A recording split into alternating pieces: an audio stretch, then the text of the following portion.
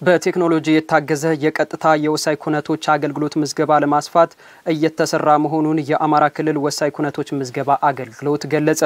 ተቋሙ ምስራቅ አማራ የሚገኙ 7 ዞኖችን የ6 ወራት አፈጻጸም በደሴ ከተማ ገምግሟል። ፊኒክስ ሀየሎም ተጨማሪ ዘገባ ይዛለች። የአማራ ክልል ወሳኝ ኩነቶች ምዝገባ አገልግሎት የ6 ወራት እቅድ አፈጻጸም ግምገማና በቀጣይ አቅጣጫዎች ዙሪያ የምክክር መድረክ በደሴ ከተማ አካሂዷል። ባለፉት 6 ወራት ጥሩ አፈጻጸም የነበራቸው የኮምቦልቻ የዋግ ኽምራና የኦሮሞ ብሔረሰብ አስተዳደር የወሳኝ ኩነት ቡድን መሪዎች የወሳኝ ኩነት አስፈላጊነትን በተመለከተ ለማህበረሰቡ የግንዛቤ ፈጠራ ላይ በትኩረት መሰራቱን አንስተዋል። በተፈጠሩ መድረኮች መልካም ይባል የግንዛቤ ፈጠራ ስራ ተሰርቷል እና የግንዛቤ ስራ በሰፊው በመሰራቱ በተለይ አመራሩ ተገቢ የሆነ ድጋፍና ክትትልም ጭምር ስለሚያደርግልን ፈጻሚዎችም ትጋት ባለው መልኩ አጠቃላይ ስራዎቻቸውን የተሰጣቸውን ተልዕኮ በአግባቡ የሚፈጽሙ በመሆናቸው በአጠቃላይ ምዝገባ ስራችን አፈጻጸማችን በዚህ አፈጻጸም ደረጃ ላይ ለመገኘት በቅቷል። በአደረጃጀቶች ግንዛቤ እንዲያገኙ ለማድረግ ጥረት ተሞክሯል። ፈጻሚና አስፈጻሚውንም በቅድመ ዝግጅት ወቅት እነሱ ላይም ግንዛቤ በመፍጠር ወደ ስራ ለመግባት ነው የተሞከረው። በዚህም በ6 ወሩ አፈጻጸማችን ከያዝነው እቅዳችን አንፃር ወደ 89% የሚሆነውን የምዝገባ አፈጻጸማችንን ማሳካት ችለናል።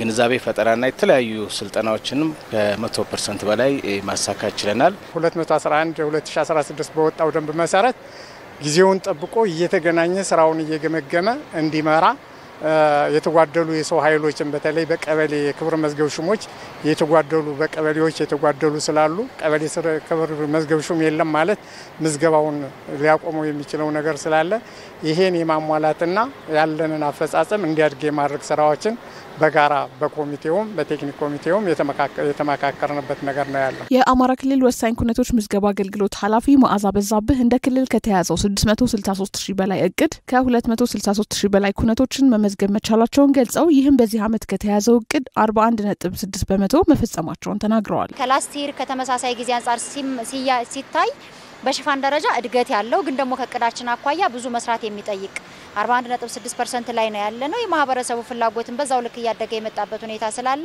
ከዚህም በላይ መስራት የሚጠይቅ ሁኔታ እንዳለ ለማወቅ ችለናል ማለት ነው። እንግዲህ አፈጻጸማችን እዚህ ደረጃ እንዲደርስ በርካታ ቱልስ ተጠቅመናል ማለት ነው። ተቋሙ በዚህ ዓመት በቴክኖሎጂ የታገዘ የቀጥታ የምዝገባ አገልግሎት ባህር ዳር፣ ኮምቦልቻና ደሴ ከተማ ላይ መጀመሩን የገለጹት ኃላፊዋ በቀጣይ በጎንደርና ሌሎች 8 ከተሞች ለማስጀመር የመሰረተ ልማት ዝርጋታ እየተከናወነ ስለመሆኑ ተናግረዋል። ባለፉት ጊዜያቶች ሰላምም እያለ ያልጀመር ነው በዚህ ዓመት የደፈር ነው የቴክኖሎጂ ወይም ቀጥታ ምዝገባ ስራ ጀምረናል ማለት ነው።